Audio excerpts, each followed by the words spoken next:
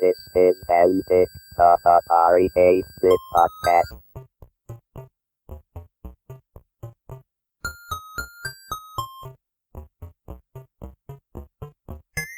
And I lost it. I just completely lost it with him. And I slammed the listings down on his desk, basically clearing his desk of just about everything else.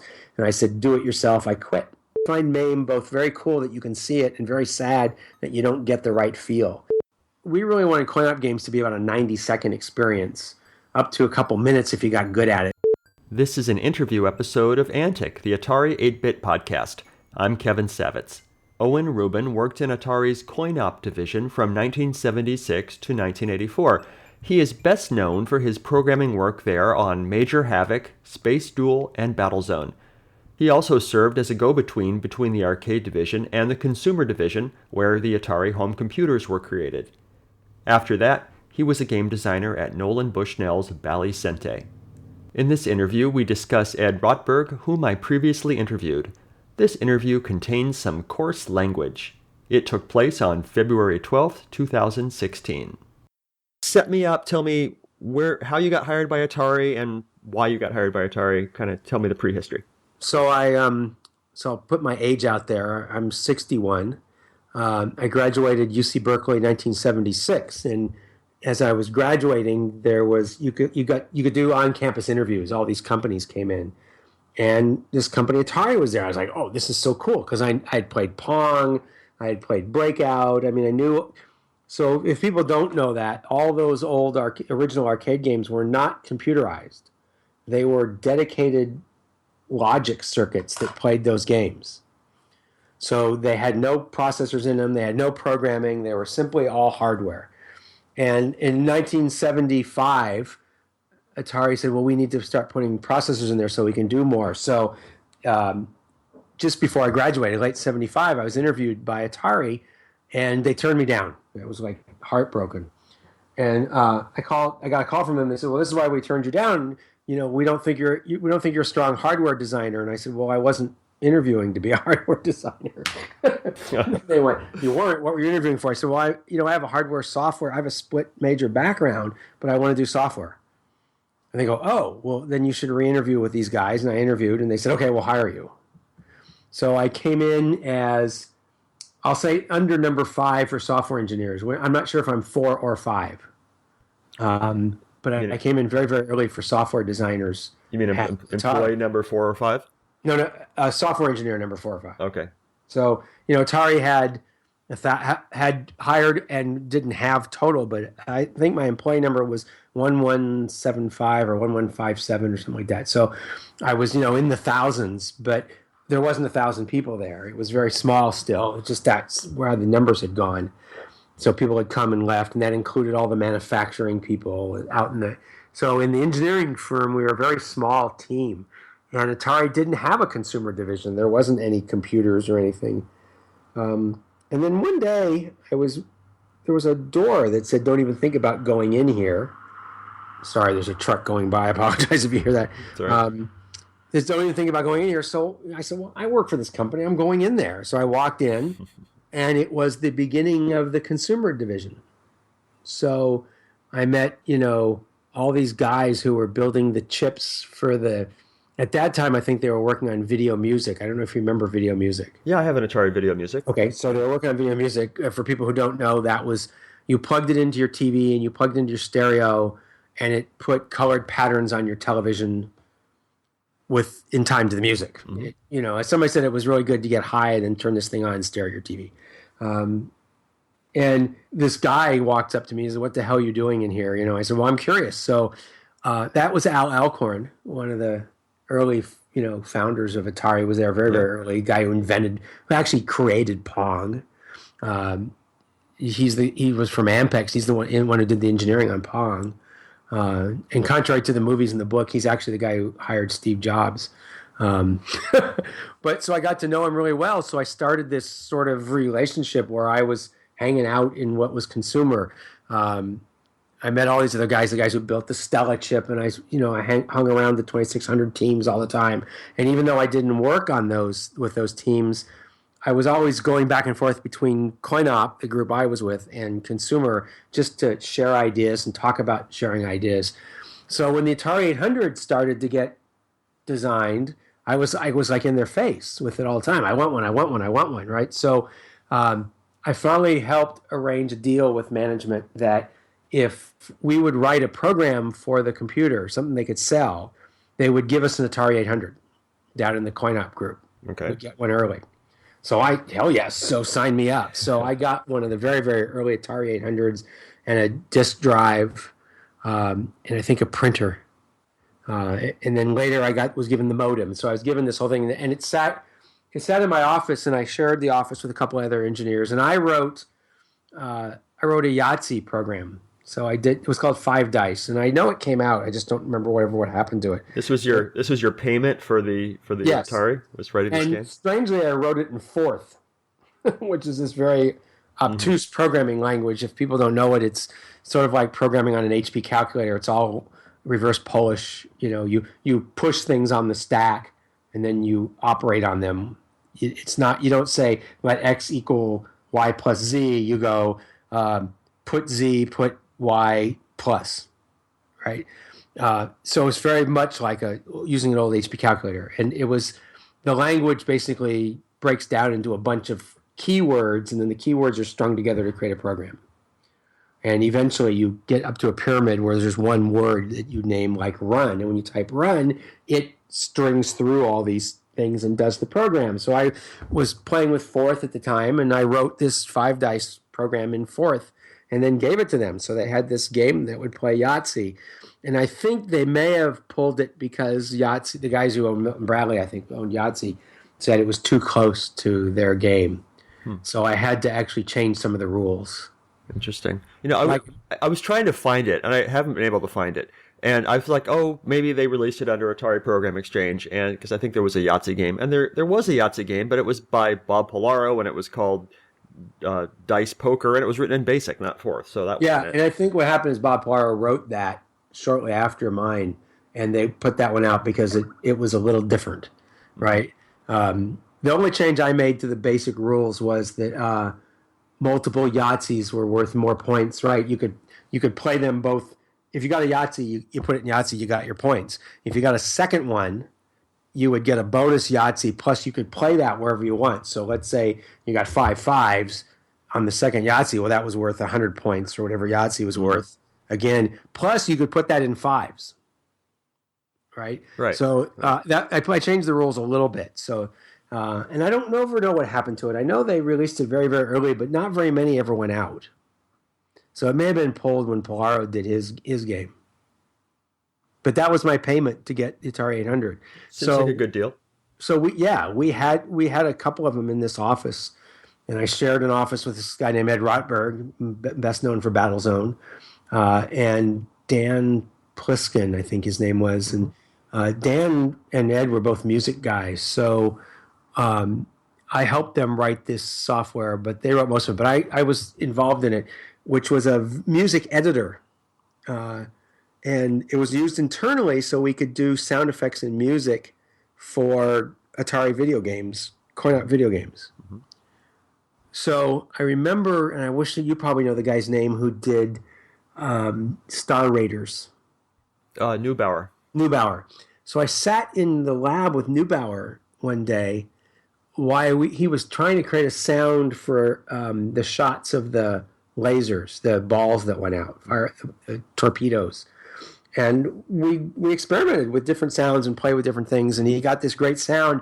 And then I said, "Oh my God, I want that sound in a coin-op game," but we didn't have the same software. So I wrote an Atari 800 program to dump the data out so that I could take that data and put it into an Atari arcade game to make the same sound. So, because we had the same audio chips, right? Yeah. So there was Pokies, right? So my game Tunnel Hunt had a lot of sounds from Atari 800 games because I liked some of the sounds and I just reused them. So there was a piece of software that was written to do that conversion. So it would dump the data on Atari 800 and you import that into the computers we use, and then you had them playing on on the Atari arcade games. Oh, that's awesome. And then I almost lost my job over. So I started wondering why so my background is computer engineering, right? I've built device drivers. Built hardware. I've written device drivers. And one of the things that really bugged me about the Atari 800 was just how slow the disk drive was. So I started poking around and talking to the Atari guys and realized that no one there really knew how to do a floppy drive, right? So they had what they had, and they formatted the floppy with the sectors going 1, 2, 3, 4, 5, 6, 7 around sequentially. Mm-hmm. Okay, so you write sectors sequentially. So you say write sector 1, write sector 2, write sector 3, write sector 4. But the problem was sector 1 would go by, then you'd have to wait for the disk to come around to get to sector 2. And what you really want to do on a disk drive is you say right after you write sector 1, there's a little bit of time for processing. You want to put sector 2 on the track right where the head's going to be when it's ready to write sector 2. Okay, so sort of an interleaved thing. So they're interleaved. So the things might go 1, 15, 7, 8. They'll go in some weird number format. Mm-hmm. So I started playing. We got the ROM code for the drive, and I and 2 other engineers started playing with the software and the disk drive to to format drives in a different order. And when you formatted them in a different order, put the sectors on the tracks in a different order, the drive ran like 5 times as fast. Wow. So that got back into consumer, and they helped update that software. Then we started hacking the hardware, and you might remember there was these things called super drives that came out. It was all over the net. That was done by, and I'm not going to mention any other names because I don't want to get people in trouble, but we took apart the drive, and You're talking about the Happy Drive? The Happy Drive. Right. So we added RAM, and we rewrote a ROM, and it almost cost us our jobs because with the Happy Drive, you could copy disk-protected disks. Yes, you could. Right. Yeah. So what happened is that read a whole sector in at the same time into RAM, and then gave it to the computer as it was asking for it. So now it was like 12, 15 times faster. Because the computer would just like read the whole sector in whatever order it was nonstop, and then in RAM was that virtual track, and you could just slam that out the serial port as fast as you could get it down. But that meant you could also read a whole track, so the way you did copy protection, the common way on that was to number 2 sectors the same. It was a great trick. So when you do the format, you format with 2 sector 2s. So remember I was saying if you read a sector, the disk spins, and you really want where the next sector is depending on where the disk spins. Right. So if you put 2 sector 2s on there, and then I say read sector 1, read sector 2, I'll get 1 sector 2. If I say read sector 8, read sector 2, I might get the other one. Oh. And you can figure out how to do that. So in a normal disk copy, you would say, give me sector 1 copy, give me sector 2 copy, give me sector 3 copy, and the resultant disk would only have 1 copy of sector 2, right? So the other sector 2 would be left behind. So when you tried to use that disk, it wouldn't work because it was missing data. It was a very clever early copy protection scheme. But this Happy Drive read the track raw. Didn't give a damn about sectors, and then rewrote the track raw. Now, that raw data included the sector information. We just didn't care what it was. So you would write out the raw track, and it would be formatted like sectors, and the data would go, the 2 copies of sector 2 would go out. It didn't give a damn about it. It wasn't looking at sectors. It was just looking at raw data that it would read and write really fast. So much for copy protection. That really pissed off a lot of people. So was almost losing your job was just for having that on site, or because what happened is we wrote it internally, and it got out into the wild. Oh. And we don't know who released it to the wild, but because we wrote it internally, we were like in trouble now. Didn't lose our jobs, but we it was an ugly kind of few minutes of, how could you do this and look what this did and this could cost us money and people could sue us. And, Atari was very, very upset about the whole thing. Not for very long because they ended up using a lot of that technology in later drives. But if you remember, I'm sure you had a Happy Drive, right? I have a couple right now. Yeah. Yeah, and with the little switch on the back. Do you have the little toggle switch? No, mine it's just happy all the time. Okay, so one version had a toggle switch. So if you didn't have, if there was certain copy protection that wouldn't work under Happy Drive, you could flip the switch and it would treat it like an old drive. So, but it really made the computer much more usable. God, it was so much faster. The Happy Drive was created by Richard Adams, who was the brother of Scott Adams, the text adventure guy. Yeah. It used a lot of the stuff that got out from what we did. Yeah. Which was great. I mean, I was the original was called the E Drive internally. Original E Drive was done by myself and two other guys. It got out into the wild. So, so this was a hardware software combination, really. Yeah, adding the RAM to which wasn't hard. You literally stacked them up like a condo on top of one of the chips, and lifted a pin, and then soldered those pins to the board. It was kind of a clever little hack. And then there was a version EEPROM, which is what it called the E Drive internally, which had the software changes to reformat differently and to read the tracks differently, and that had some of the update, and that's what got out into the wild. How much of that got into the Happy Drive, I don't know, but I'm pretty sure it probably used similar ideas. I can't tell you what the evolution of that was because I don't know. Yeah. But the E Drive was the first one that did all that. That's what it was called internally. And maybe that's the one that has the switch. Maybe the Happy Drive never had the switch. Mine has a toggle switch on the front. Everybody wants to know what it's for. Happy or sad? You still have yours? My Atari 800 sits on my desk with two drives, with an old TV monitor. An old TV-like monitor. Doesn't have a tuner. It's just a plain monitor and two drives up on top, and the serial modem interface, which someday I'm going to rewrite the code so I can hook it up to USB. I wanted to build a little USB adapter. Does anybody make one? Nice. So I just ordered one. It's a new thing that is come out of Poland, I think, and it's a SIO. It plugs. It has SIO and USB. And it's a tiny little thing, the size of an SIO plug, and I think it's supposed to be used for using your computer as the disk drive, the printer, but basically an SIO to. I see. To PC sort of thing. Oh, that's very cool. But it also works with the Mac. But so I know it's used for data transfer. I don't know if it can be adapted to, say, use that as a modem or what. So no. I have a lot of. So I don't have all my old discs, and but I have them in the emulator on my PC, and I'd like to get them back on floppies.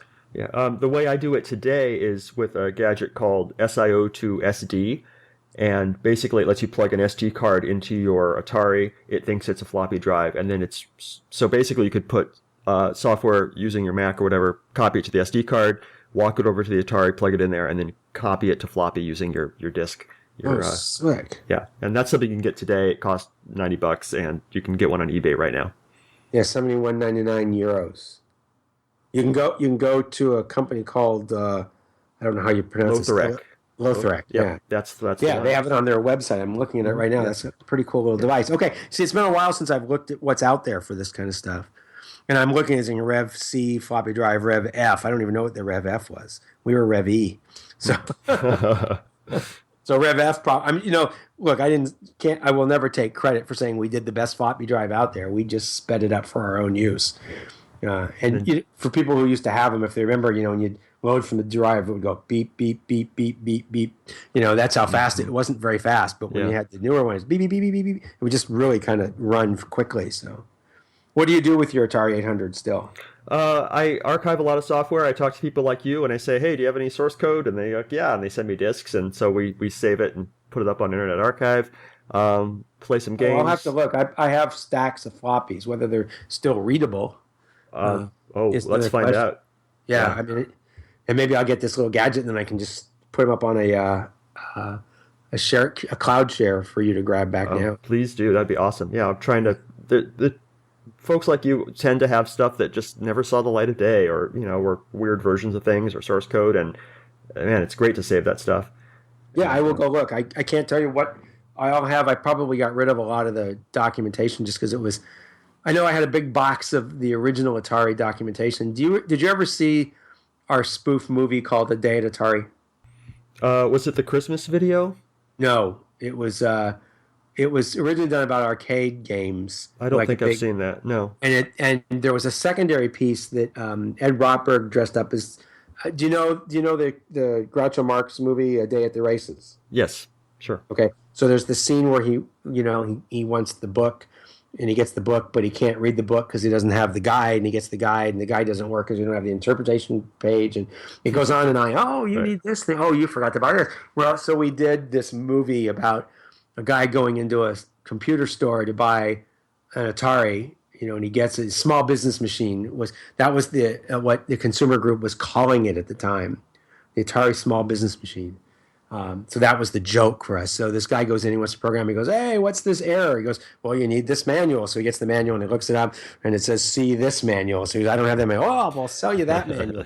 So he gets that manual and he looks through it and he goes, "See this one." "Well, okay, I need that." So you see him getting more and more and more stacks of paper, and there were real manuals. They were all the real manuals and internal documentation that came out. And I had a big box of it in my garage, and sitting on the floor of a concrete floor in my garage, the termites came through the concrete and ate through the bottom of the box. Oh, no. And ate the damn thing. I pulled them out and like 3/4 of the pages were missing. It was just so weird. Mm. So that got lost, unfortunately. But I will dig through. I'm in this mode now where I want to start getting rid of things. Yeah. I've got this clutter, but I'm not good at throwing things away, but I'm very good at giving things away.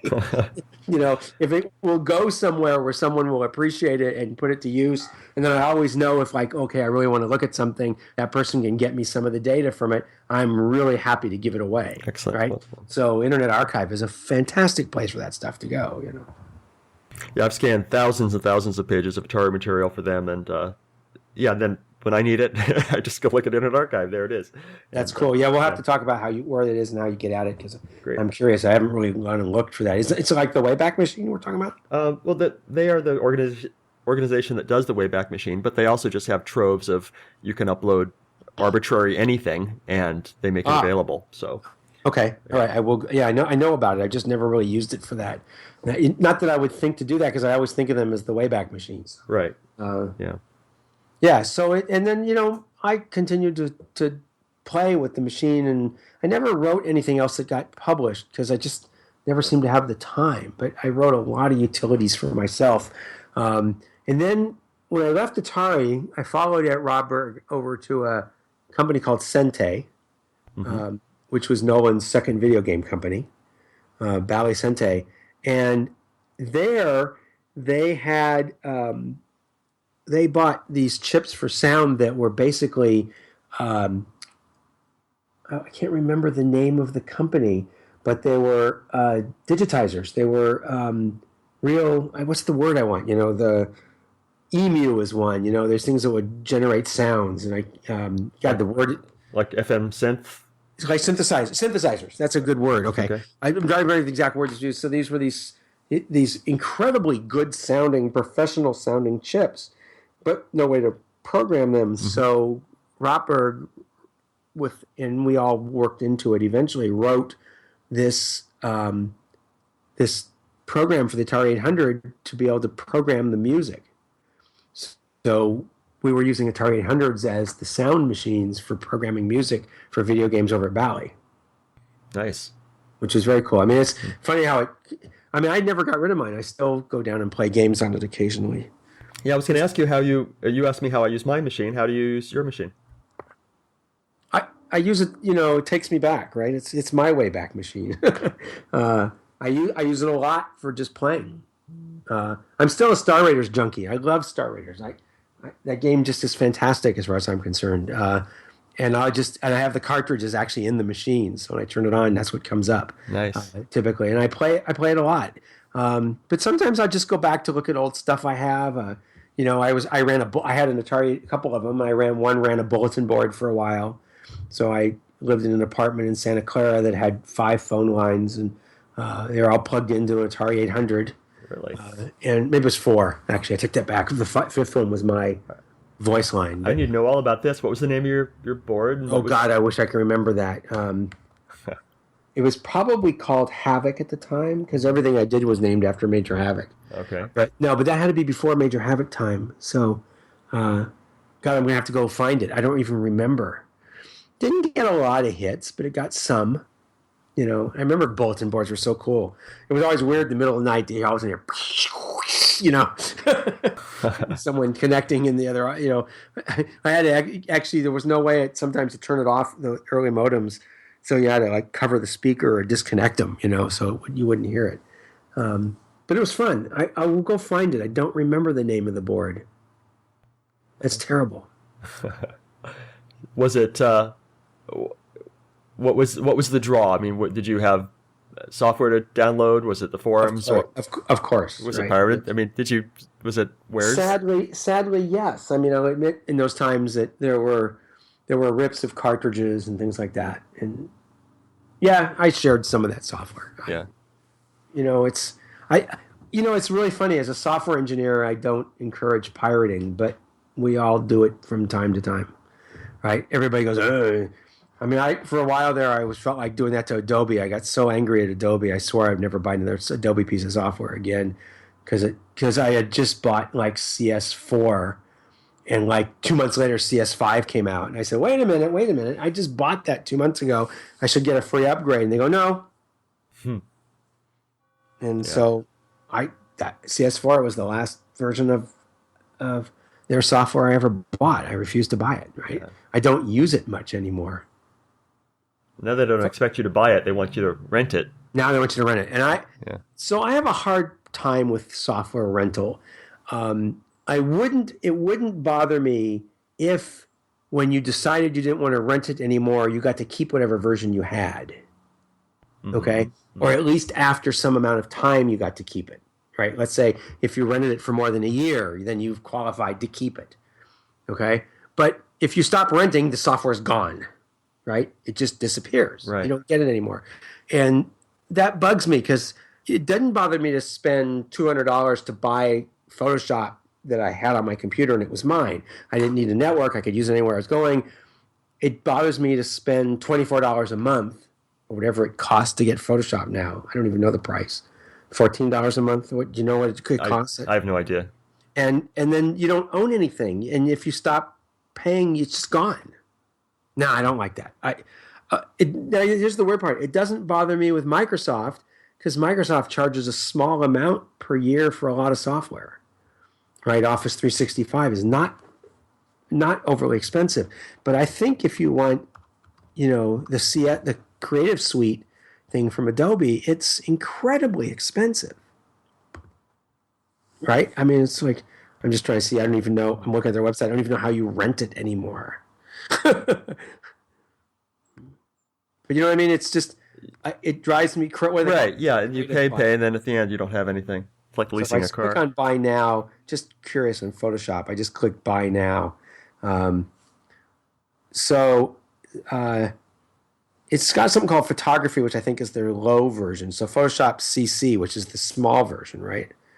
$10 a month. But if you want a single app, it's $19.99. If you want all apps, you want the Creative Cloud all apps, it's $49 a month. $50 a month. Yeah. Well, so you used to pay how much for the big thing? That was a couple thousand, wasn't it? $1,200, $1,400. Yeah. But okay, so that's, I guess that's a lot of months, but it was mine. I never had to update it and then they started writing their software specific to operating systems. So the minute the operating system would update, that's because they wanted it to be as fast as possible. So they did a lot of direct to this OS calls, and then the operating system would update and your software would stop working. So I can't think the last time I launched Photoshop. I used other tools, That's what the GIMP is for, right? Yeah, I would say GIMP is the one. It's like, It does most of what I want to do, right? And I don't mind paying for software. I mean, I always joke I'm starting to get rid of it. But if you looked in a picture of my office, there's bookshelves along all one wall. You know, they're attached to the wall, and it is top to bottom boxes of software that I bought. You know, Yeah. people who I've done video Skypes with, they look at it and go, "What the hell is that?" I go, well, "That's all the software I bought." You know, I buy software. Right? I'm not against buying software. Bought a lot of Atari software. I mean, it makes me laugh today. I envision the iPhone sort of like Atari arcade games and the Atari 800 that, where you have small software programs and you play them for a short period of time. And it's kind of a similar feeling to me. And it drives me crazy that people balk at paying $1 for an app. Right? What did you pay? I know exactly what you mean. Yeah. What did a cartridge cost? You wanted to buy Star Raiders, wasn't it like $39? Yeah, it was like $39, which is like $79 in today's money or something. Or more. Yeah. Or more. So, and people, they go, "Oh, that's $1. I'm not buying it." Oh, it's $1. Come on. It's like you put that in the parking meter when you park. Right. I don't know why people have that such a, they don't want to spend, the internet has spoiled us to make everything free. And I think people want stuff free now. And you don't realize that, guys who write software, they're busting their butts, 10, 12 hours a day to create cool games. And then they don't get very much money for it. It's, it's kind of sad. It's true. No argument there. Okay, Atari thing. So you're running a BBS and you are doing sound and cool stuff. And where should we go next? So the BBS had discussion boards, which were kind of cool. I mean, people talked about we talked about hacks and stuff on there, and we had the plans for how to upgrade your drive and things like that, which probably was also a draw. Once it was finally in the wild, I just put it up there. So I'm trying to think what happened. It's like, after Bally, I sort of left the game industry. I went to work with Rob Fulop at a place called Interactive Productions. I think that was the name. Is that where you did the golf simulator thing? No, Golf Simulator was done at Atari. Oh. The Golf Simulator was very cool. I'd like to hear about that. If we're going to jump back again. Okay, well, you want to jump back real quick? Sure, let's talk about golf. So, excuse me. I was sent to MIT by Atari to study under Nicholas Negroponte out there in these graduate classes on video editing, video design, video disc technology. So I went back to MIT. Before it was called the Media Lab, the Machine Architecture Group. Or is it the Architecture Machine Group? I can never remember the order of that. I apologize for my brain being kind of fuzzy. I had surgery about 3 weeks ago, and I'm on incredibly strong pain meds, and it just makes my mind mush. I hate it because it's like trying to dig up things in my brain. It's not there. Sorry. Maybe we're getting a more candid interview than we might otherwise. You might, yeah. So because you're probably right. So I started a couple video games there, and one of the ones I wanted to do on Laserdisc was a golf simulator because we had gone to Japan where you can't play golf really. And if you can find a golf course, it's incredibly expensive because if you think how many acres a golf course takes, you got a little space like Japan, it's not exactly something you can put a lot of golf courses. So you would go in Tokyo and you would find these 3- and 4-story driving ranges. They were incredibly cool. And they didn't drive very far because there was a great big giant net that would catch the ball in front of the building you were facing.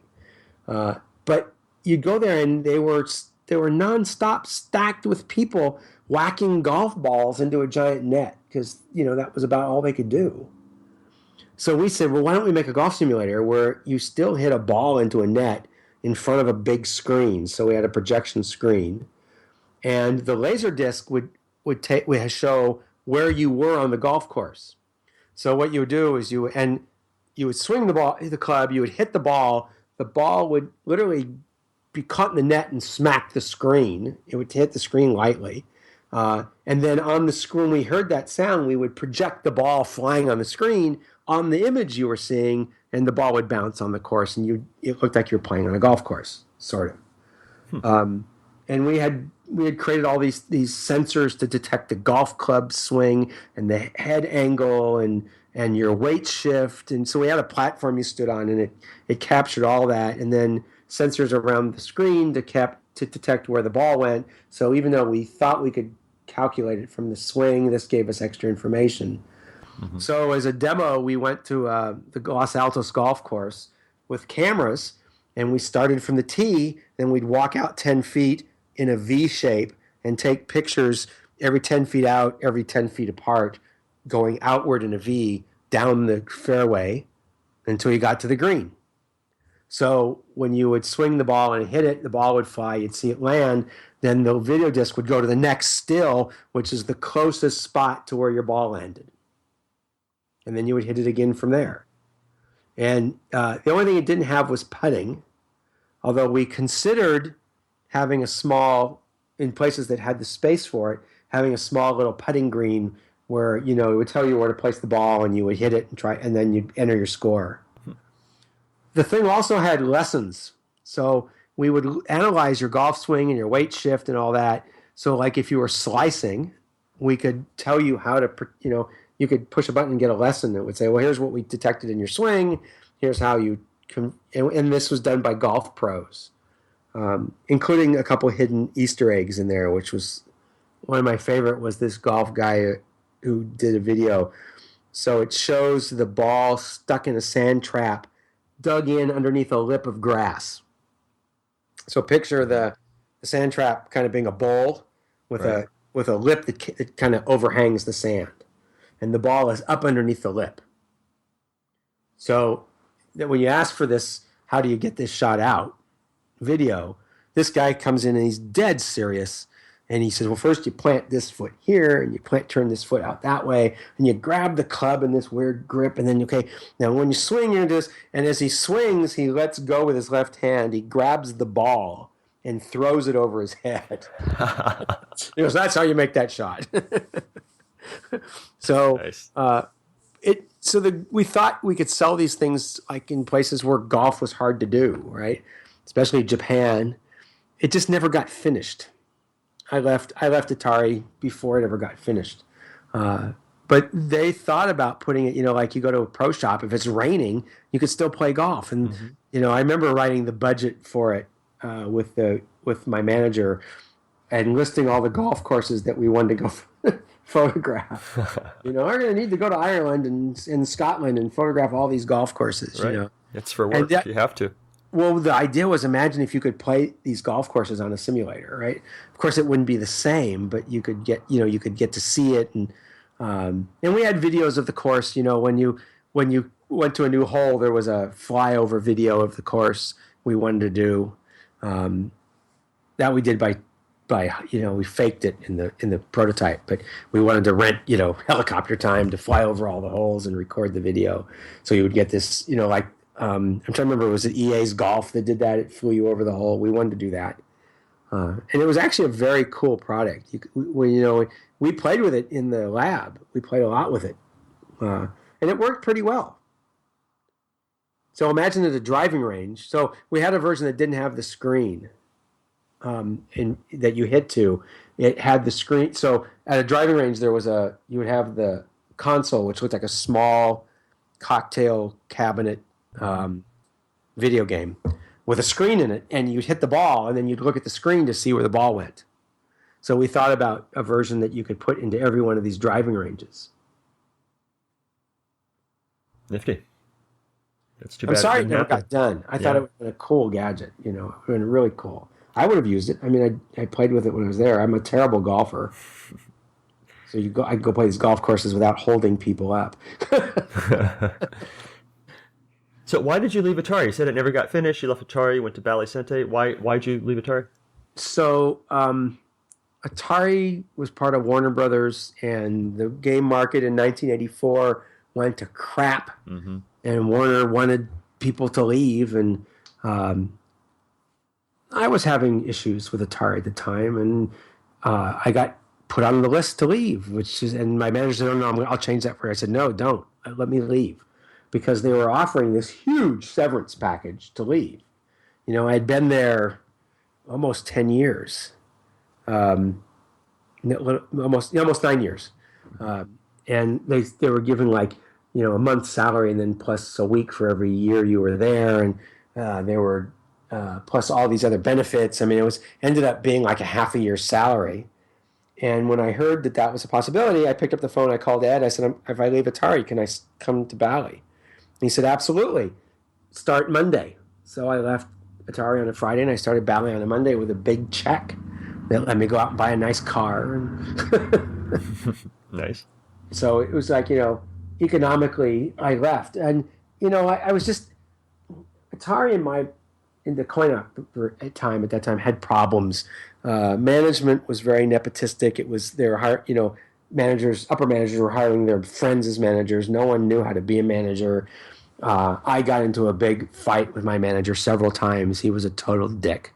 To give you an example, I remember this. So Mark Cerny and I were working. Mark Cerny is Marble Madness guy, and and then his fame. His fame is the PS4 creator. Okay. He's brilliant guy. I mean, he's one of the smartest guys I know, and one of the most amazing game designers. I think Sonic was Sonic his character. I think he's just incredibly brilliant.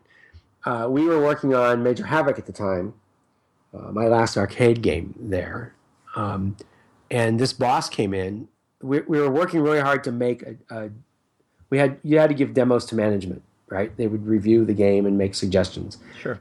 And we had a demo the next day, and I'm not going to mention the manager's name, but he came in and he goes, I don't like this first opening thing. You need to change it. And here's what I want you to change it to. And it was like 4 PM. And I said, look, there's no way we can do that and have it ready for tomorrow. He goes, I don't care. I want it done. I said, well, that means we're going to work all night. And we already worked all night last night. And he I don't care. And he walked out of the room. So, we're already both pissed. So about 6 o'clock, I see him. I said, do you mind going getting us some pizza or something since we're going to have to work on this? He goes, oh, no, I'm going home. And he left. So he's a dick, right? Right. He won't go get us dinner. We had a cafeteria there, but it didn't stay open for dinner. So we have to stop. We have to go get some food. But we're just pissed off because he's not helpful at all. So we worked all night long to implement his changes. And he comes strolling in around 8:30 in the morning. He doesn't bring donuts or anything in for us either. He's chomping on some sweet roll, but did he bring it in for us? No.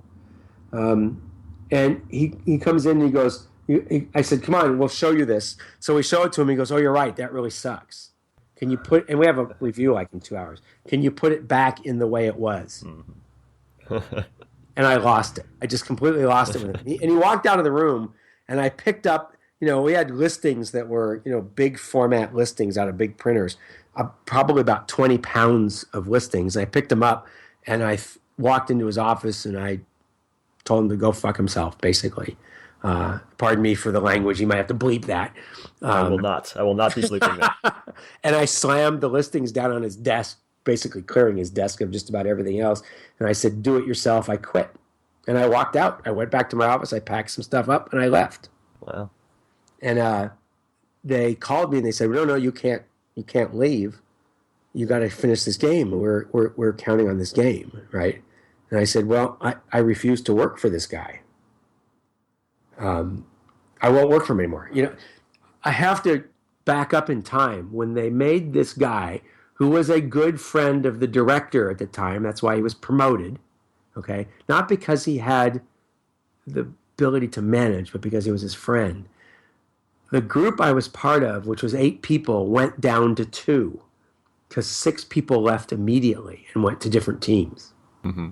But Mark and I tried to leave, and they said no. They wouldn't let us leave because obviously he had to have a team, and they were going to build it back up. And a few other people joined us, but they left fairly quickly. They wouldn't work for him.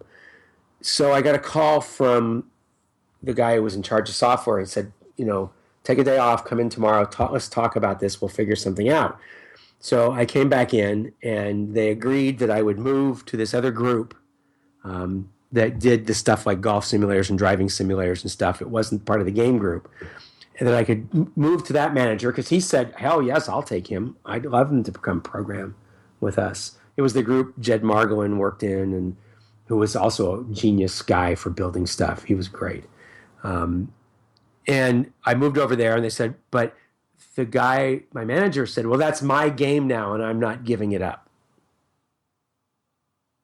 So I said, well, so here's my compromise. I will work on it. Mark and I both agreed we will work on it, but they put someone else in between. I talked to my manager, and my manager talks to this guy. I won't talk to him directly.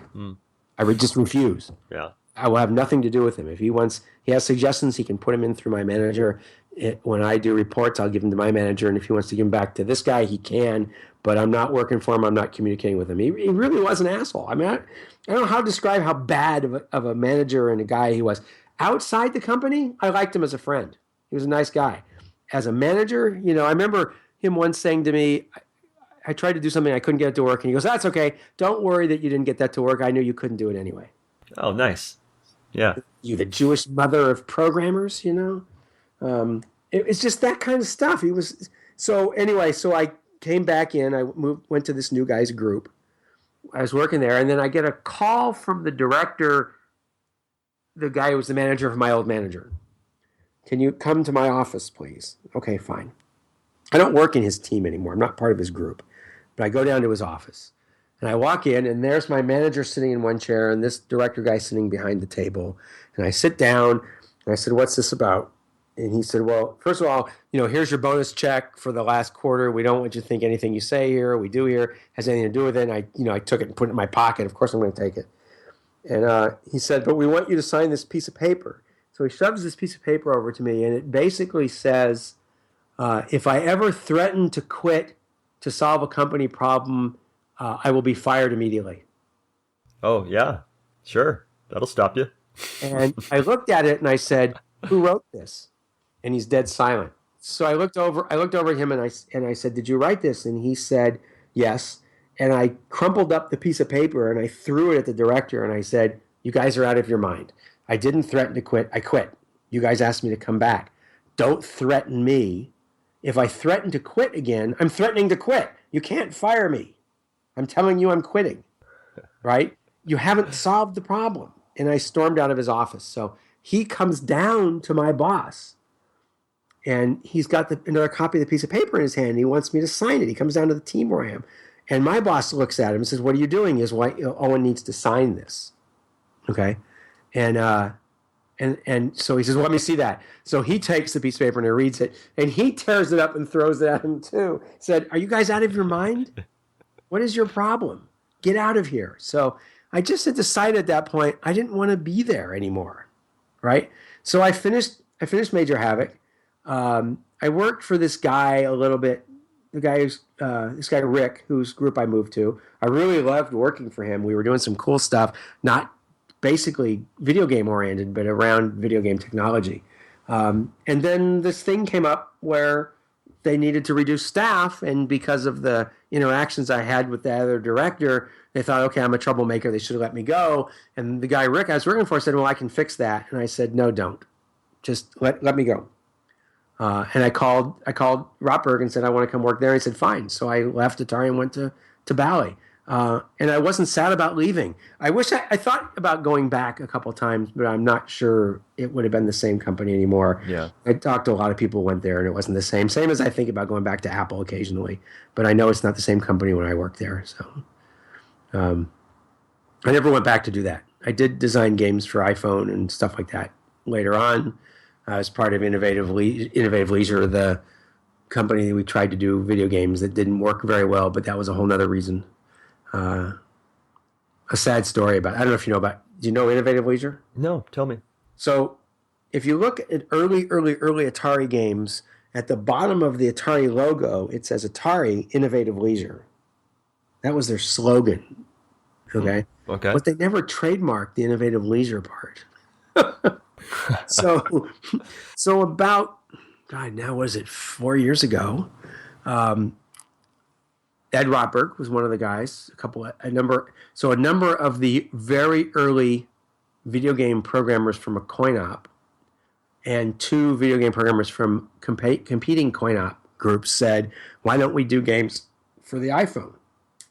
So we created a company called Innovative Leisure, which was 10 or 12 programmers, original programmers, to do video games for iPhone, iPad. And we put a few out there. It was badly managed. There were a number of personality conflicts, and it just had problems. So unfortunately, we burned through the money and never really got our programs out there. It's funny, I have to laugh at this. It's been 4 years since that company started, but it lasted about a year and a half, almost 2 years before it died completely. Mm-hmm. But about 3 months ago, maybe not even that, I get a notice on my developer program, because I kept their developer program live because there was a couple games out there, that one of the games I was working on went live on the Apple Store. What? Okay. What? Right. So I grab my iPad and I go search for that game name, and there it is, 99 cents. I was like, seriously? So I downloaded. I paid the 99 cents. I downloaded it. And I opened it, and it's the prototype. Huh. It's got pencil graphics, right, in places. It plays, but it's even built on top of Unity's developer edition. It's not even the one you're supposed to publish with. So it should never have published. So I was like, what the hell? So it turns out, if you have a great name and you want to keep it on the Apple Store, you submit an early version to the Apple Store with the name you want to use, and that kind of reserves your name for, as long as you keep doing updates, at least once a year, it reserves the name. So the guy who was programming, I guess, kept submitting updates until we stopped working on it, but they never went back and turned off the submission, which was set 1 year out. And it turns out it was written well enough to pass all the software criteria that Apple has. I don't think they ever played it because they would never have passed it for the graphics, unless they thought maybe it was on purpose to do pencil graphics. And here it is. It pops up on the store. Well, luckily, it has gone back down because that developer program has expired. But it just made me laugh that this game, I don't know if you've ever tried to publish on the iPhone Apple Store. No, it's difficult. not. It's very difficult.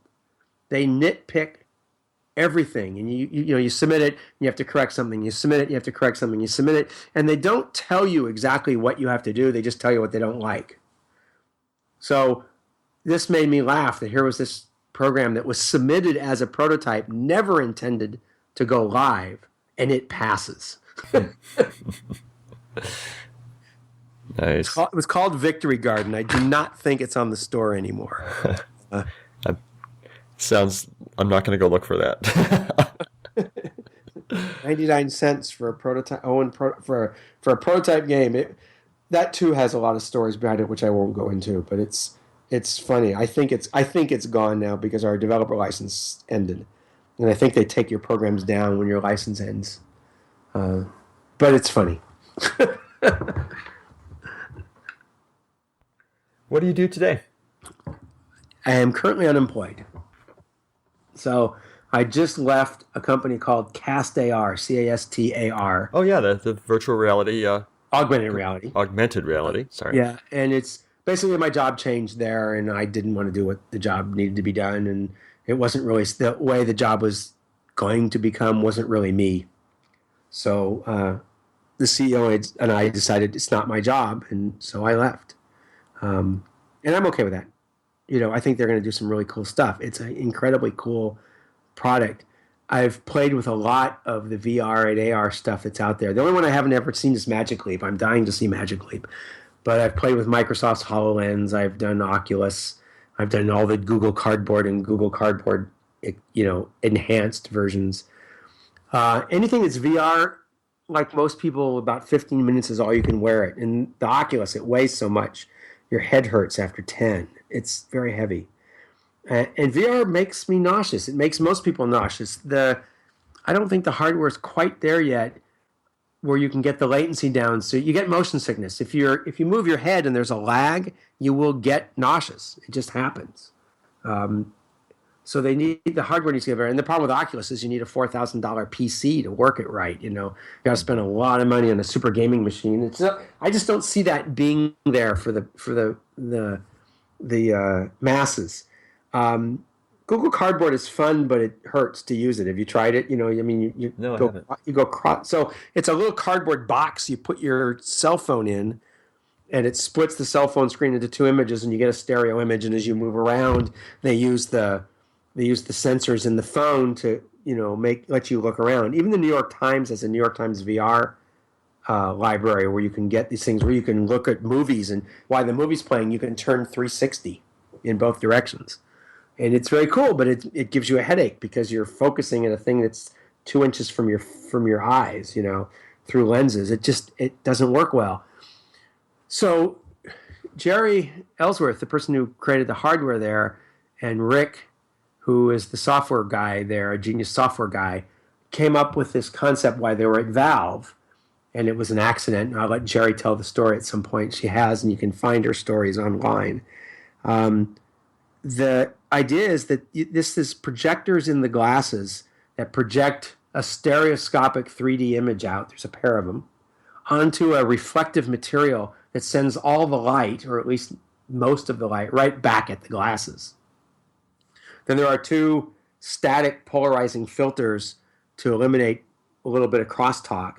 And what you get when you look at the table where this material is sitting on, or the wall where you put this material, is a stereoscopic 3D image and your head, and there's cameras in the glasses, and you have head tracking, so you basically can move around and look at so imagine looking like at a football game on the table, like playing Madden football, where you can walk all the way around the table and look at it from any angle, and you can get down low and put your face into it, and that's the way their system works.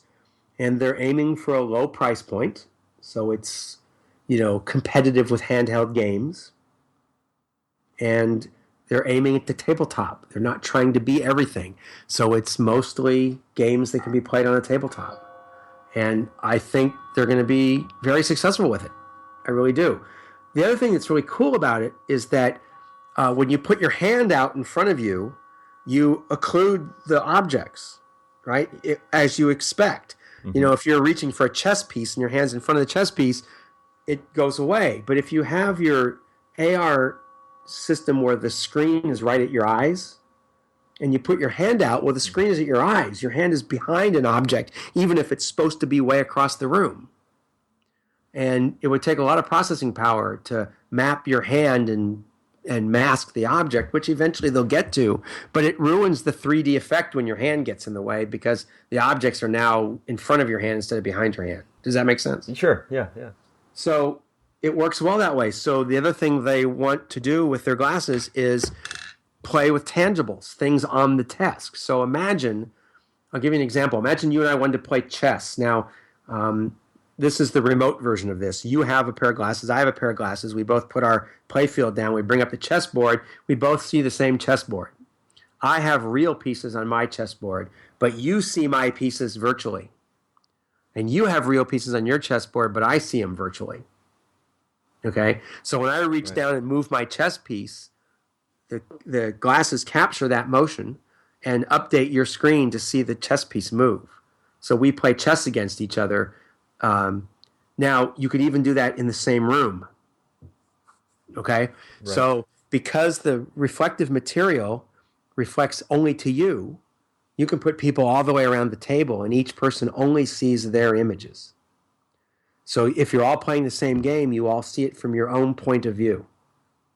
And this is a thing that exists, that is real. We're not talking theory. This exists today. There are over 100 prototypes out there, developer prototypes out there. People are working with them, and it works.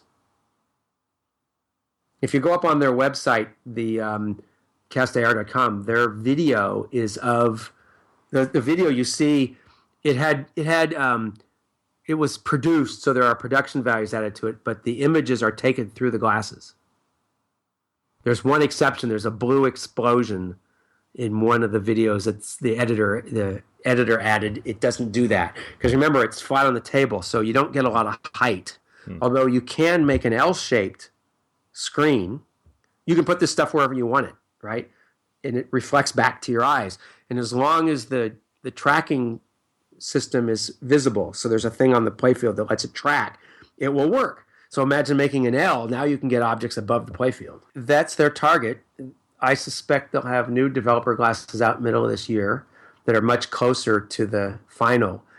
But the thing that's cool about them is that the glasses are going to be 75 or so grams. They're very lightweight. All that's up there is projectors, cameras, and a small chip. And then there's a cable that runs to a piece you'll wear on your belt or in your pocket, cell phone-ish size.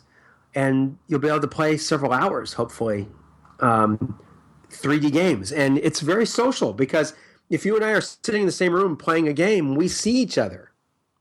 I laughed. I was in charge of developers at the time, and I get a call from a developer, and he goes, "Owen, I really need you to help me put a keyboard in the display." I'm like, "Well, why do you want to do that?" He goes, "Well, I want the players to be able to type on the keyboard." And I said, "So you've developed for Oculus, right? Now you know how Oculus works. It covers your face. You don't see anything out in front of you. It's all inside. So in an Oculus VR system, if you want the user to use a keyboard, you need to put it in the display so he can see the keyboard." Well, so this guy, I said, "Well, why don't you just look down at the keyboard, right? You can see through these glasses. Right. I can see you across from me. I can see the room around me. I can see the real tangibles that are on the board." And there's like dead silence for a few minutes, and he goes, "Oh, never mind." Hangs up the phone, right? The other thing is because you see the surroundings, you don't get motion sick. Now, I haven't seen anybody yet get vertigo or motion sickness from these. I think there's one exception. We did this thing where you put it on the floor and then you put a big hole underneath you. And so when you step on it, it looks like you're going to fall down a hole. A weird feeling. But it works. I mean, go look at the website. You can see, I think the videos are still up there. For some reason, I can't get to the website right now. I must have a proxy set up that not let me get there, but it's pretty cool. It's got to be amazing to have been in the video games from friggin' Space Duel to virtual reality. Well, Skydiver was my first game, which was an 8-bit processor running at 750 kilohertz, not even a megahertz, not 1 megahertz. Right. And remember, processors today run in gigahertz. Right, okay, right. So 750 kilohertz, I think 64 bytes of RAM, and it was a 2K ROM. And the whole game plus self-test had to go in there. The graphics were separate, but they went in little 8-bit chips. 64 bytes of memory did all the graphics. In ROMs, things that read-only memory. You write them once, you can't change them. That was the way I started. And it was all programmed in assembly language. There's no, in fact, the very first game I did, this one called Cannonball, I started Atari. They didn't tell me that there were computer operators in a computer system where I would write my stuff down and they would type it into the computer for me and give me a paper tape that I could load into my development environment to test out my software. So I hand typed on a teletype my entire game. And at the end of each day, I would have the teletype punch a paper tape of my current program. And then I had that tape. So the next morning I'd come in, I'd reload that paper tape, and I'd continue to develop from there. And it was all done on paper and on a teletype. And I remember when they first came around after I think 5 weeks. So the thing was, an Evel Knievel kind of guy that ran out, jumped into a cannon. You poured powder into the cannon. The more powder you put, the higher he went. And you fired him at a wall, and the goal was to get him through a hole in the wall. And so that they looked at it and said, "This is kind of interesting. Can we see the listings?" And I'm like, "What listings?"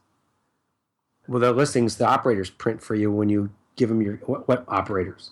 And my boss looks at me and goes, "Did I never show you that?" I said, "No, what are you talking about?" And he looked at me and he started to laugh. He said, "So you did this all by hand?" I said, "Yeah." That's amazing. It was very funny. I mean, and then they took me over to where the operators were, and I introduced me to these two women that and I said, "Well, what do you do?" "Well, we type your thing in."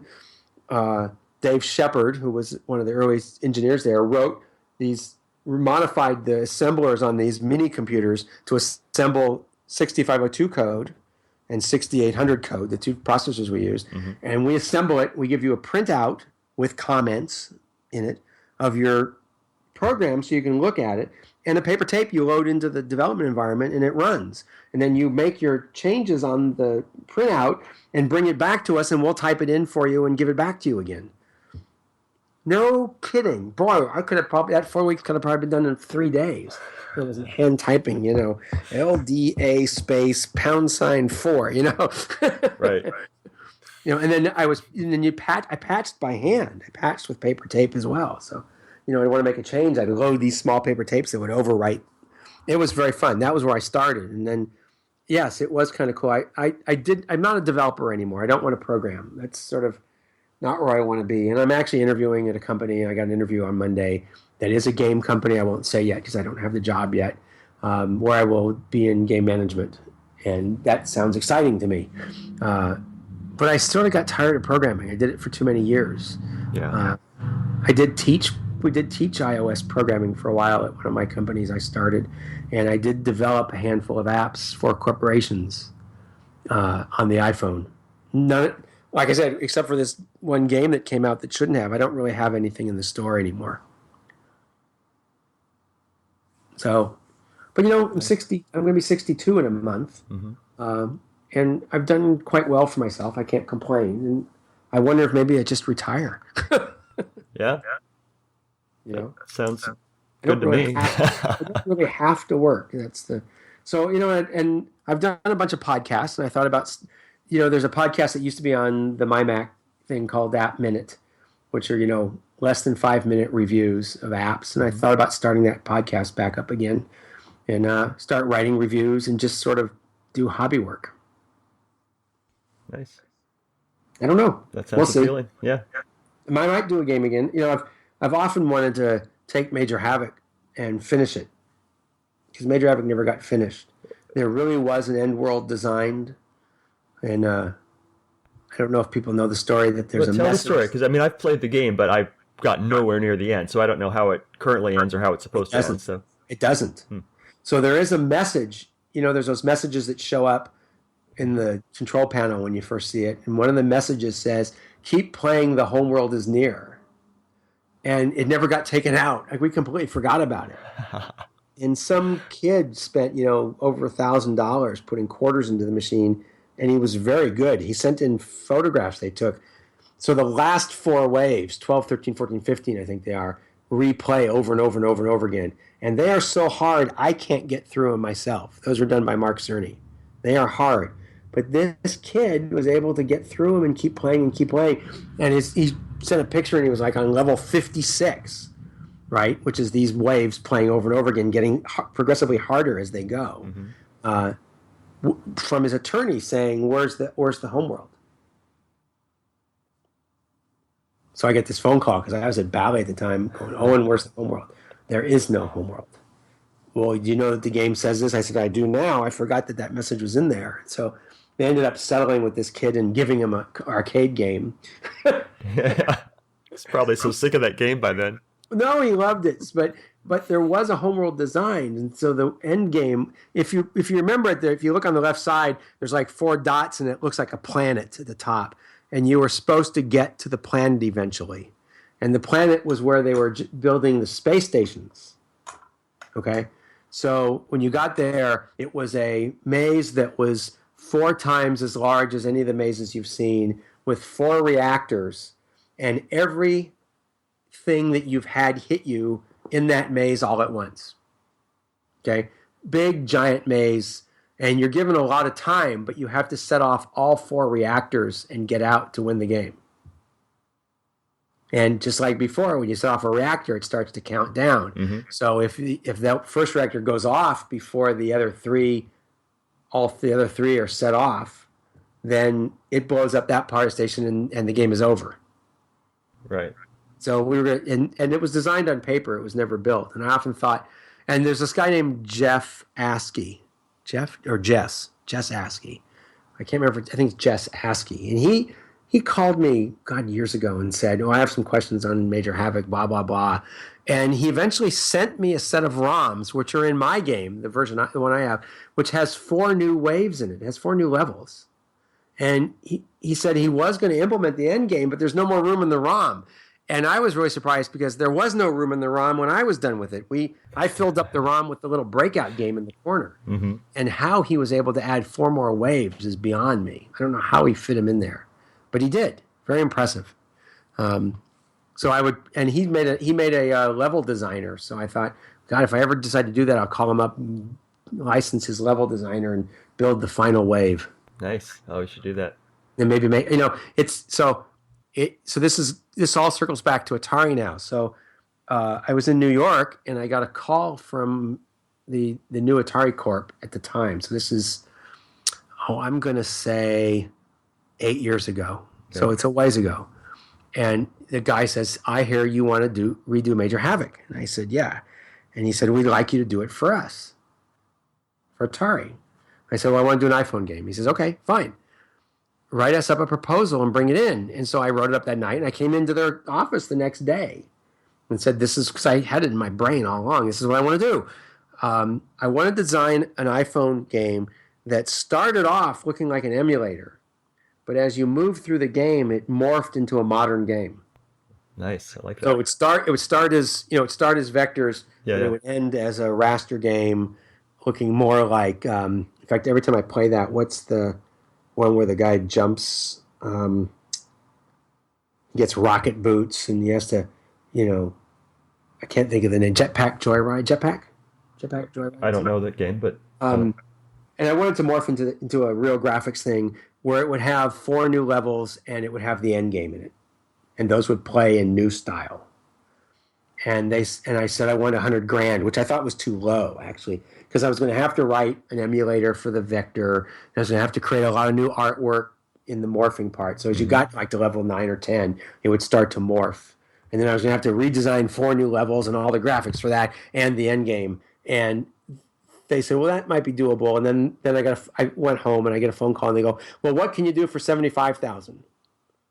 I said, well, I'll take out the 4 new levels. So you'll get the conversion, the morphing, and the end game. Okay, let us think about it. And they call back, what can you do for $50,000? Yeah. And I said, well, I'll convert it and you can either have it morph to a modern game or you can have the end level. You pick. Well, how about $35,000? I said, for $35,000, you guys can go screw yourself.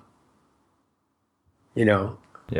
I said, because if I say 35, you're going to say 25, then 15. Right. No, it's $100,000. That's what it costs to do. And so, what Atari ended up doing was they hired someone to build. I don't know if you ever saw that on the iPhone. There's an Atari emulator that plays coin-op games. Yes, I've seen that. I think it is a rip-off of MAME. I really do.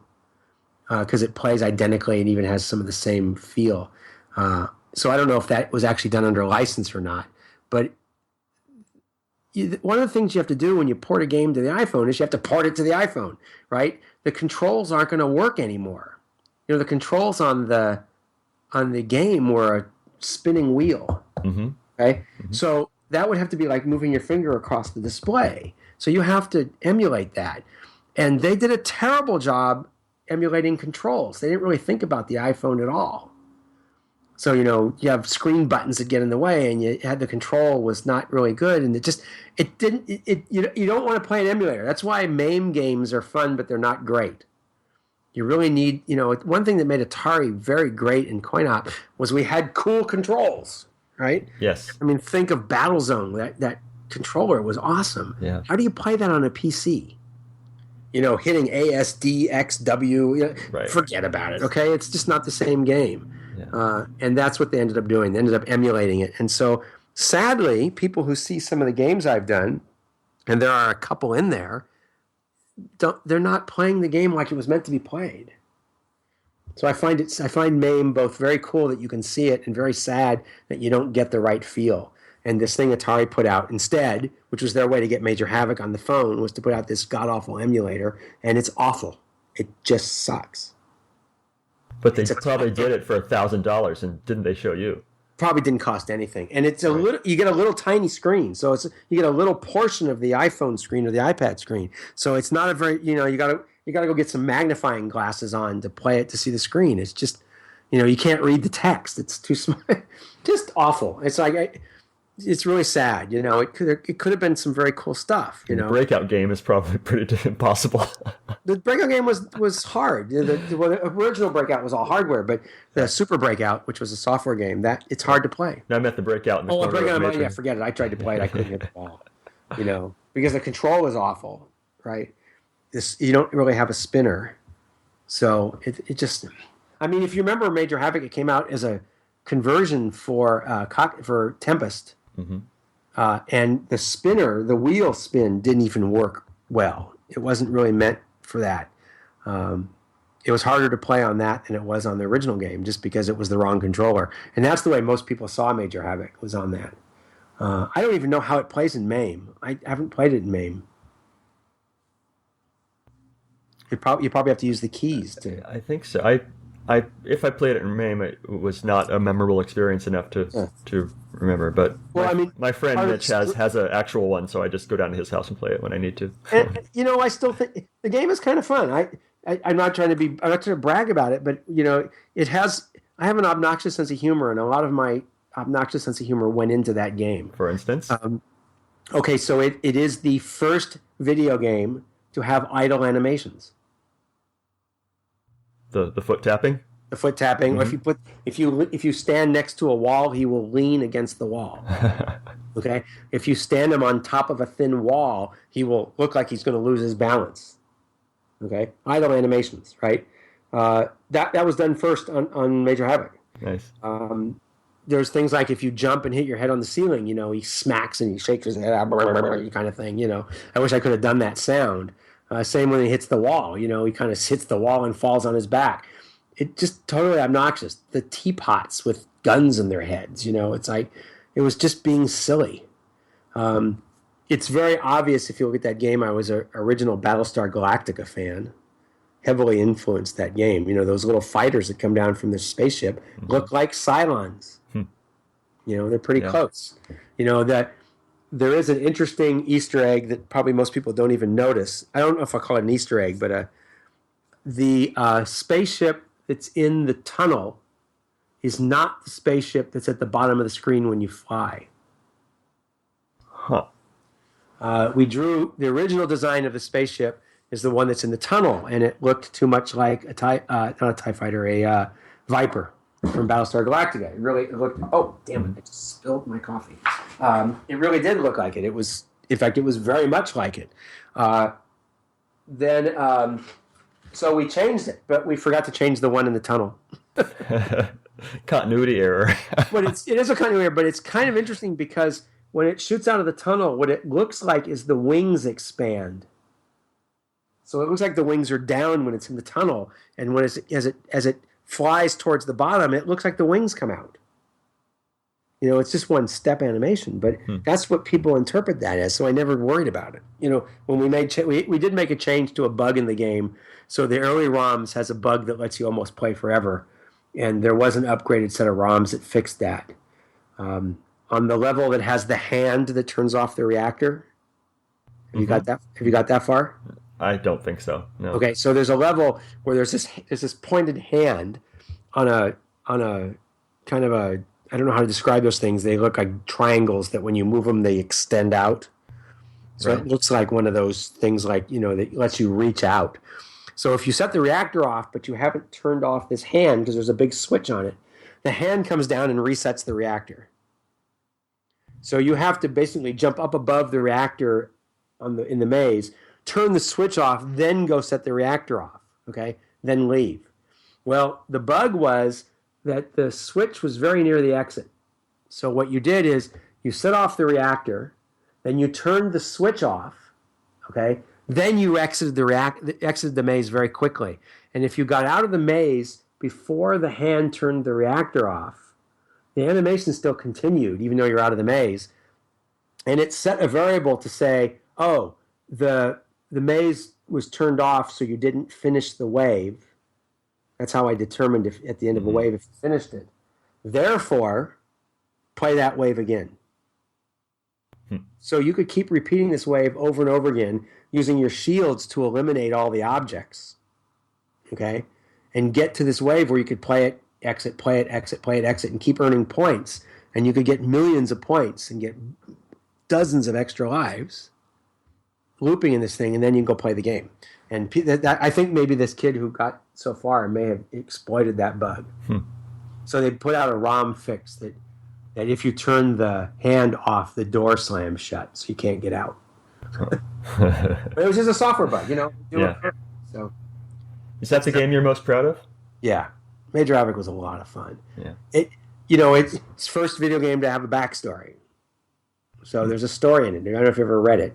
I don't think so. So when go into track mode and let it spin the wheel left, and it'll write the name Major Havoc in script, and then it shows you all the characters. And then a story follows it. It's the short version of the story. So the story behind that is I originally put credits in. We weren't allowed to do it. I did it anyway. So I put a scrolling credit screen in there, and everybody was gone to a game show. I decided not to go, so I put it in there. And when they came back, management saw it and said absolutely not.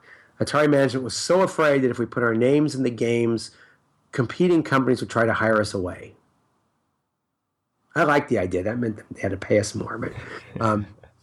But so they said, you have to take that out. So I wrote this story about Major Havoc. He's a clone, which this one magazine wrote. At least someone explains to me why I get 5 lives. Right. Yeah. It's just a clone, right? And it's the whole story about how your people were enslaved and taken to this homeworld and blah, blah, blah. And it's just the story behind it.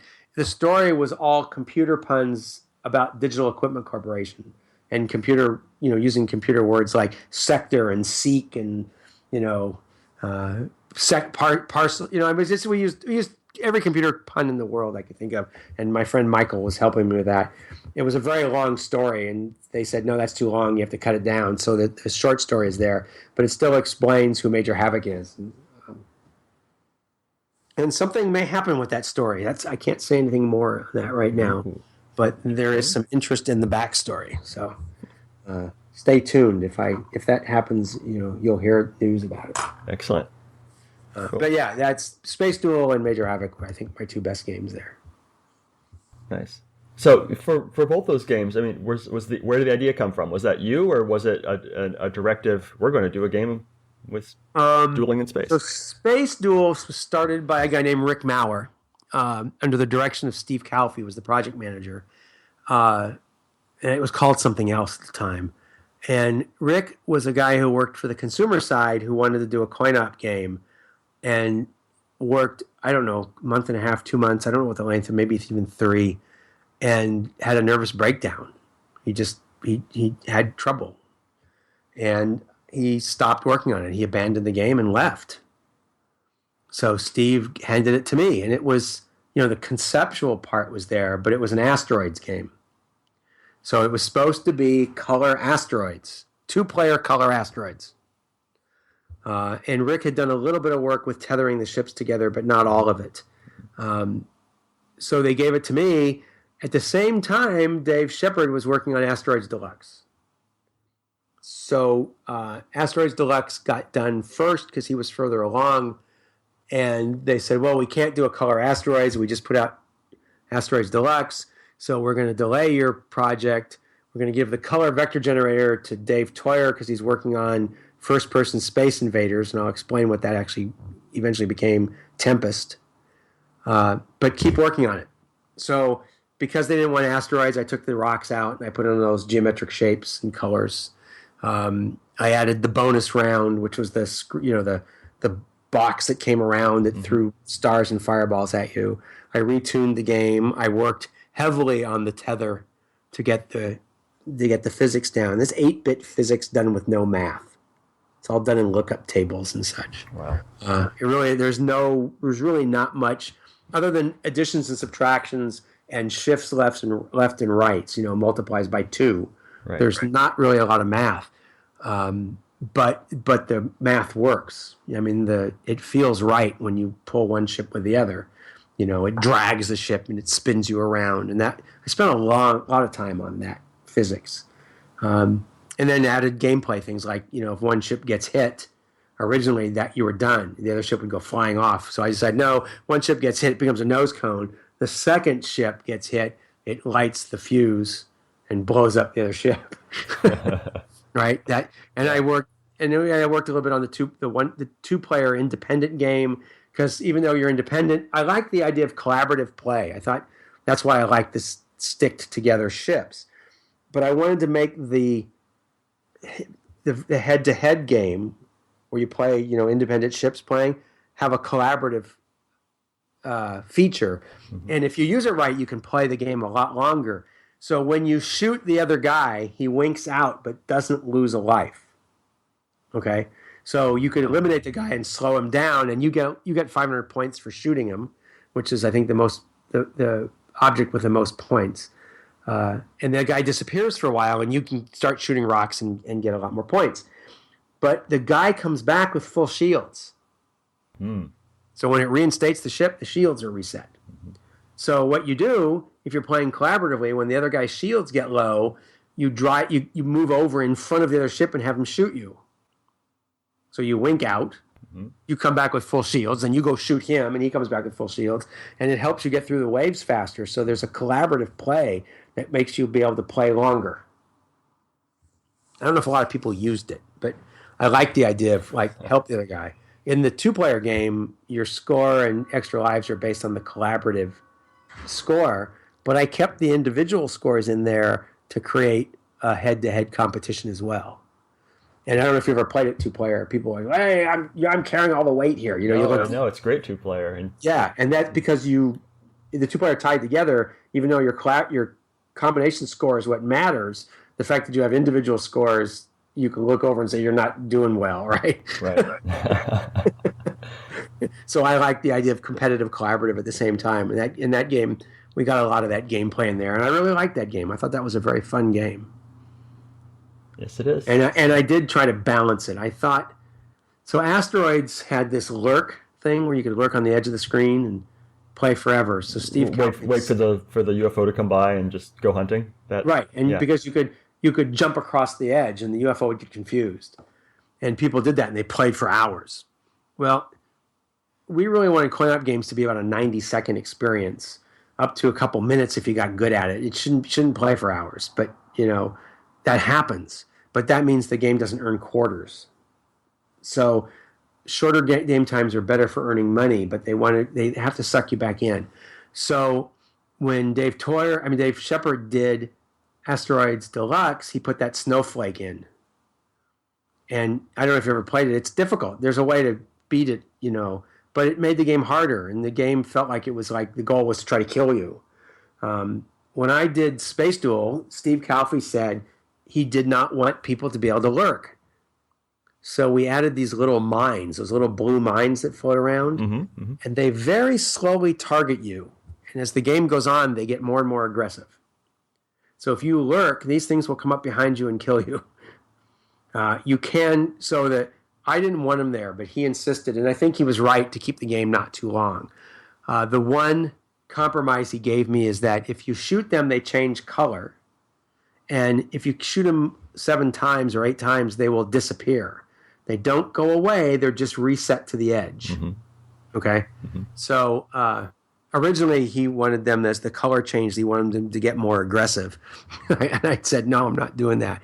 So the other thing is it's the stars that come out. The stars are thrown at you. They do not target you. So you can easily get out of the way. But when the star goes off the screen on the other side, it turns into a fuzzball. And the fuzzball does target you.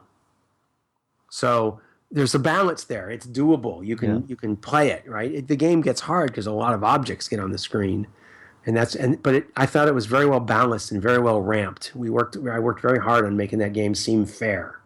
I've always been that way. I don't like the no-win situation in a video game. Don't put me in a place where I'm going, there's no way I could do anything about that. Right. Yeah. Right? Major Havoc had a shield. We had shields in there. Instead of hyperspace, I didn't like the hyperspace where you'd blow up. That bugged me. So I put shields in instead. And, if you use them up and you die in a no-win situation, well, that's your fault because you used your shields up, right? Same with Major Havoc. You got this one big shield, right? You could use it once, save it until you really, really need it, right? But if you get stuck in a no-win situation, the shield saves you. I like that kind of mentality in a game. Absolutely. Yeah. Anyway, Anyway. I've taken a lot of your time here. This has been great. It's been great. Yeah, I came for some Atari 800 stories, and I got so much more. So Yeah, well, I'm sorry. That was the side I was at, and I'm sorry we diverged away from it. no, I'm not sorry at all. This was perfect. But I still love the machine. It's downstairs. I will work on getting. I'm gonna go look at those. I opened web pages to those 2 devices to see how I get some of my stuff up on my computer, and then I'll figure out how I can get things to you. I mean, if not, what I might do. You said you're in Portland, right? Is that what you said? Yes, Sam. Yeah, I might just put the whole thing in a box and send you the discs. Whatever your little heart desires. You can do that. Let you do that, and then send me back the discs and an electronic copy. That might be the other way to do that. Sure. Whatever you prefer. Let's talk about it offline, and we'll work it out. Cool. Awesome. Thank you so much for your time today, Owen. Well, thanks for having me on here. Where do I hear this? I will let you know when it's online, but it will be at ataripodcast.com. Okay, very cool. And I'm willing to do it again and tell other more. There's so many Atari stories. It's great. Yeah, we'll wait till well, I don't know. I don't know if we should do it before the drugs wear off or not, but well, my arm is healing. I still can't straighten it. I had a bicep tendon tear. Not tear, but detach. The one that goes from your bicep to your lower arm, which is very unusual. It popped off the bone. I tried to save someone who fell off one of those hoverboards. And as he fell down, he grabbed my wrist and pulled straight down on my arm, and he weighed about 200 pounds. Wow. And I felt this weird little pop. And it turns out the pop was my tendon detaching. Wow. So they used surgery to go back. And I made the mistake of asking how they reattach it. Sometimes you don't want to know how the sausage is made. Right. And he says, well, first we drill a hole through the bone. Oh, okay, enough. Never mind. I forgot to ask. Right. Is it in your dominant hand or your other hand? No, luckily it's my left arm and I'm right-handed. But, it's like I can't drive right now because of the drugs. But before the surgery, I tried to drive. It would hurt because I used to have a manual transmission, so I learned to steer with my left hand. And I found trying to steer the car with my right hand was difficult, even though I'm right-handed. Because I had trained myself to steer left-handed. It's weird, but which do you think? Do you think about how you drive? Which do you steer with? I'm right-handed. I think I tend to. I don't know. I think I drive left-handed. Yeah. Did you ever have a manual transmission car? No, I have no. Except for like hard driving and stuff, and pole position. I don't know how to drive stick. Right. Well, okay. So, but I don't know why, but people tend to drive with the left hand because their right hand is used for other things, right? Right. Yeah. The radio. You put your hand on the stick shift anyway. The shifter. Yeah. Right. Yeah. I mean, that's what people do. So, just for grins, put your left hand next time you drive. Put your left hand in your pocket and try to steer with your right hand. It's your dominant hand, and if you're right-handed, try the other way. Try with your left hand. Although left-handed people probably drive with their left hand anyway because they still had to shift with their right hand. Okay, the way the car is designed. If you're in Europe where you drive on the other side of the car, try driving with your left hand. Shifting and controlling the radio and the air conditioning and stuff. It's weird. Yeah. It really is weird. It's harder to steer. I don't know why it is, but it is. So, anyway, time for me to go. I appreciate you having me, and I'll look forward to talking to you again. Thank you so much, Owen. See ya. Bye.